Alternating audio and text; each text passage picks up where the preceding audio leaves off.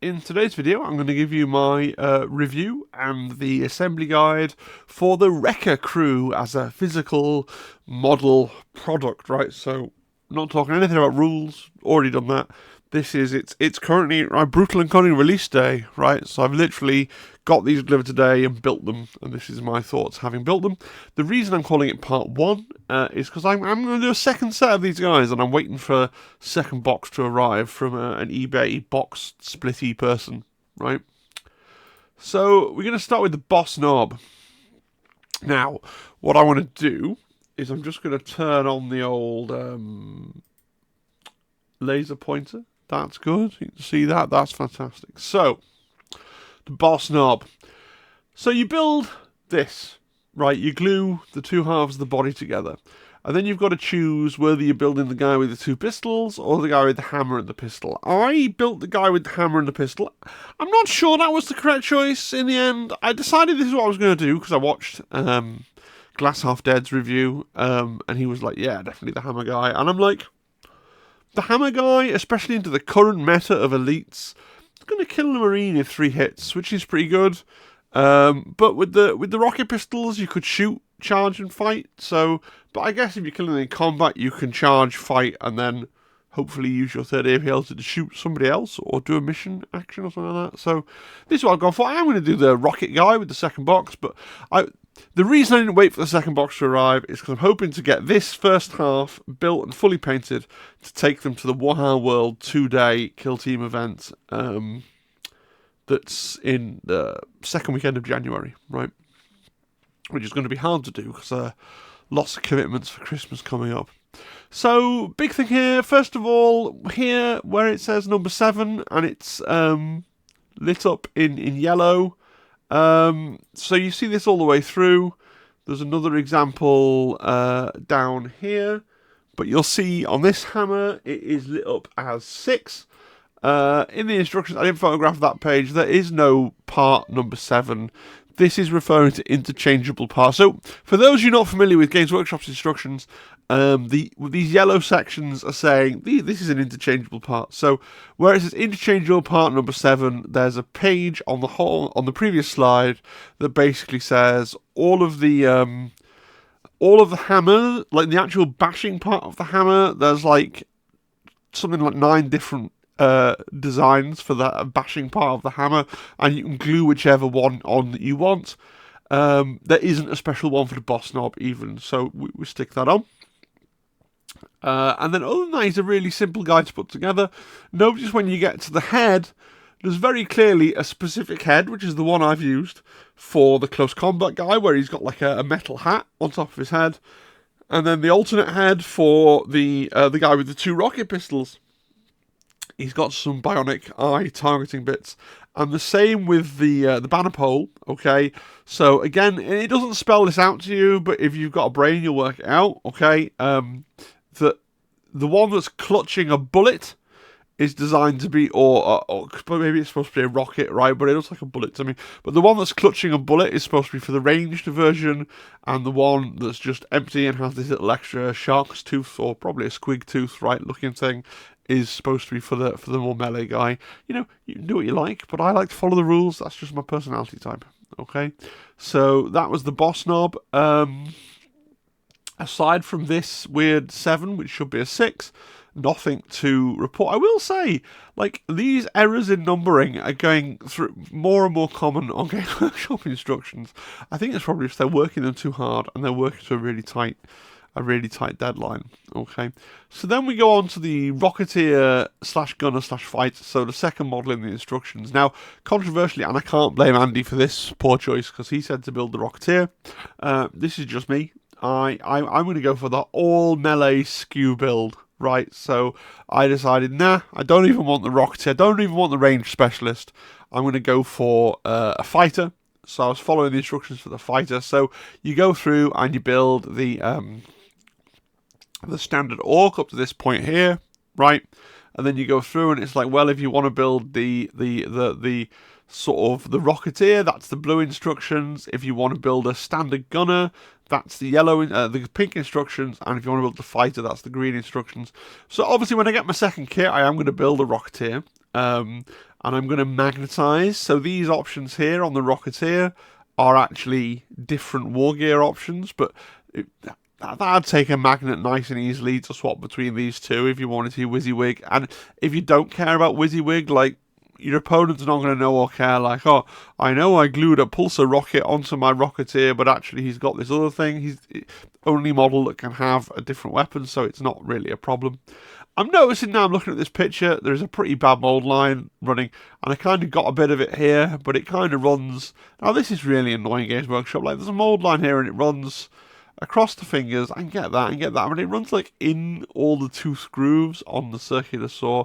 I will say that this kit felt quite bad for mold lines. What I might do sometimes works is just a little bit of Tamiya extra thin, just literally on the mold line, just to kind of dissolve it and smooth it out. That sometimes works quite nicely, but I did find this kit to be lousy for mold lines compared to a lot of their usual work. So again, maybe they're just working flat out at the moment and there's a little bit of slippage. I don't know, but usually you don't get bad mold lines on a new release, right? Usually if you didn't know, usually the bad mold lines come towards the end, towards the end of the life of that mold. So if you buy a plastic kit that's been out for a long time, it's likely to have poor mold lines compared to one that's been newly released. But I found this you got really visible mold lines on the boot there as well. Like, oh, I'm gonna go back after the video and give a little bit more love to the mold lines on this guy.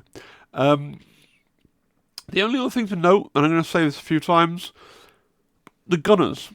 In Kill Team, you've got a light rocket and a heavy rocket.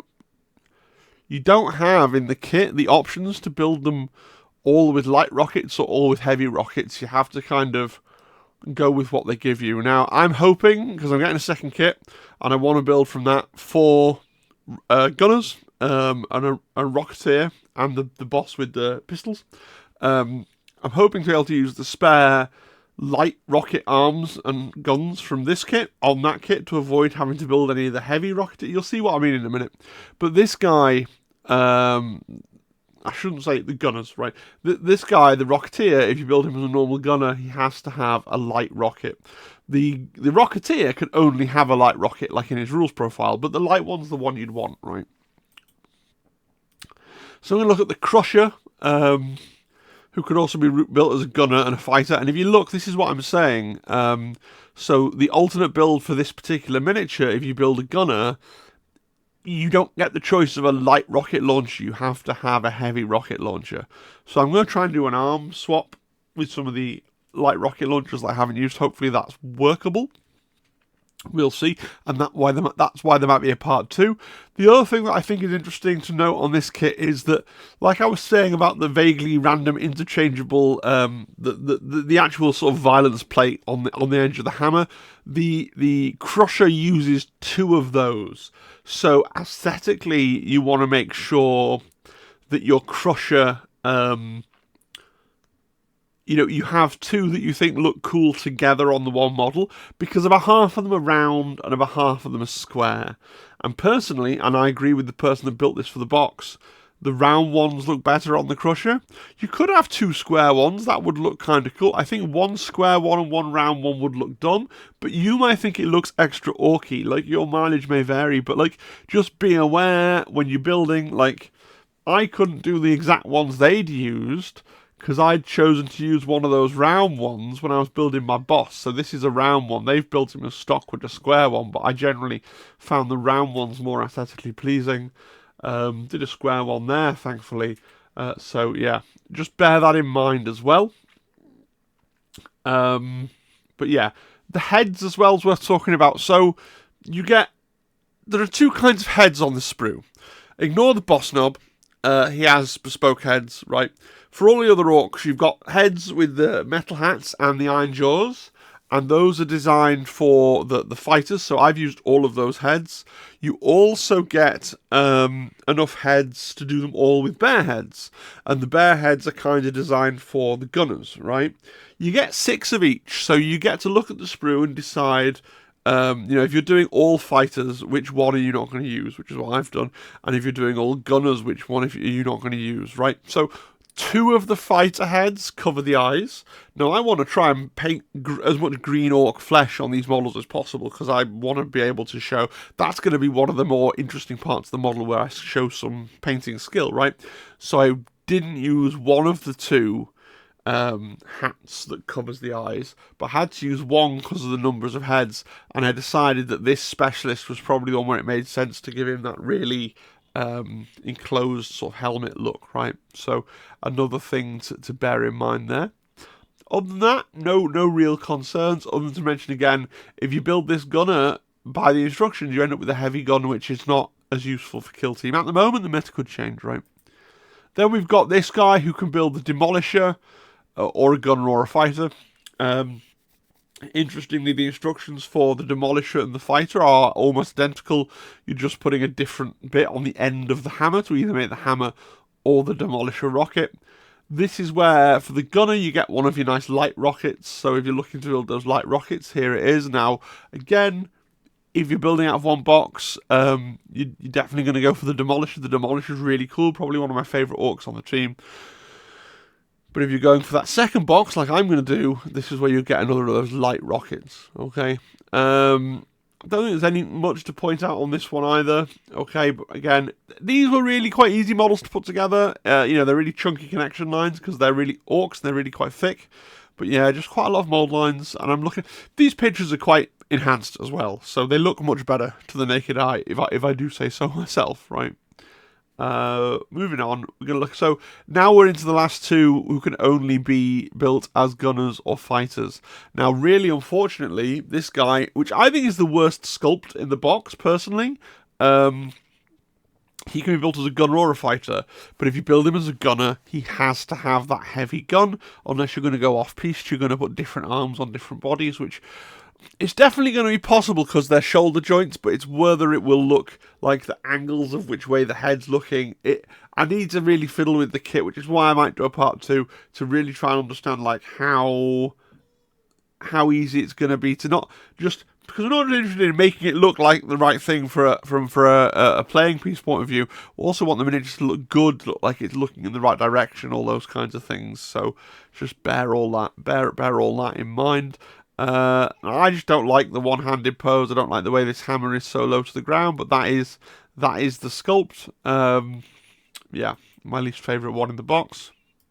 And then you've got the other gunner / fighter, and again, so this is one where if you want to... This is where if you're building a one-box team and you want to have one token light gunner, this is the one I would build as a gunner.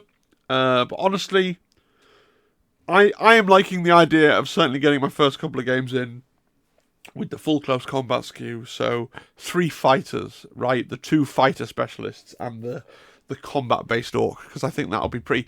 In the current... And by meta, I don't even mean the Marines thing particularly. I mean the Volkers thing, right? The fact that we play a lot of games on Killzone Volkers at the minute.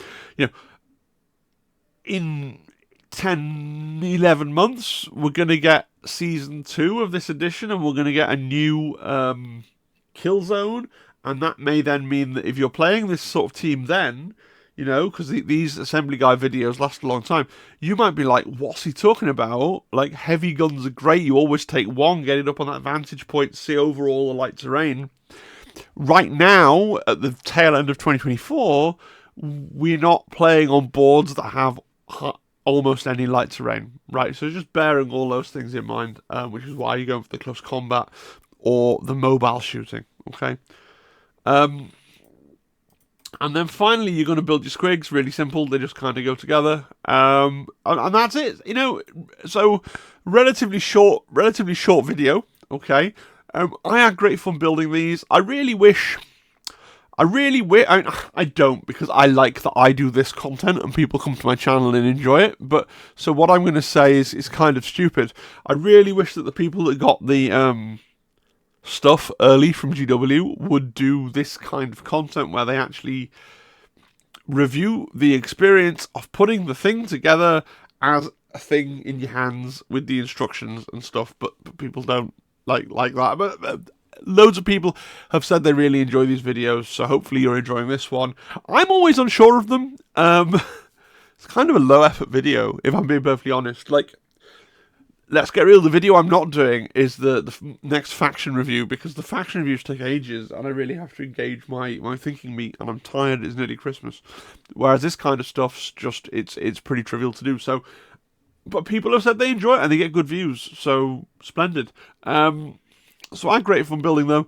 I'm looking forward to painting them. I'm going to try and get them sprayed tomorrow after I come back from church, and then get started on painting them. I'm going to go for like a sort of dirty gunmetal armor with like chips, like quite heavy like chips of blue paint on it, right, to try and make them look really beaten up and worn. I think that will look really cool. And then as contrast, I'm going to do the quite modern take on orc flesh, where it's really quite bright green orc flesh, like the studio started doing on orcs.